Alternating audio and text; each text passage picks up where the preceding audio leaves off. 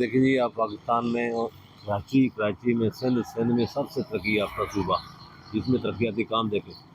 ये बारिश और इसका जो है ना, ये सैलाब की तबाहकारियाँ और ये जो आसमानी आफात के बावजूद भी ये नाले की सफाई नहीं है। अब देखें ये हालत है, और ये स्ट्रीट लाइट भी नहीं है, ये तारे भी निकाल के ले गए हैं। ये देख,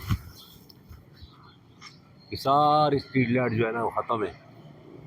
रात को बिल्कुल सन्नाटा, और ये डाकों का राज है। ये सामने देखें आप, ये तजावज़ात इनकी मौजूदगी में बन रही हैं। यहाँ पे देखें ये कब्ज़ा करके मस्जिद मारफुल इस्लाम, मदरसा मारफुल इस्लाम, ये हिफ्ज़ नाज़रा वगैरह, ये वो लुटर पटर, ये हालत है, ये मुसलमानों का हालत है। और ये रोडों का हाल देखें क्या बना हुआ है, ये अल्लाह की पनाह है।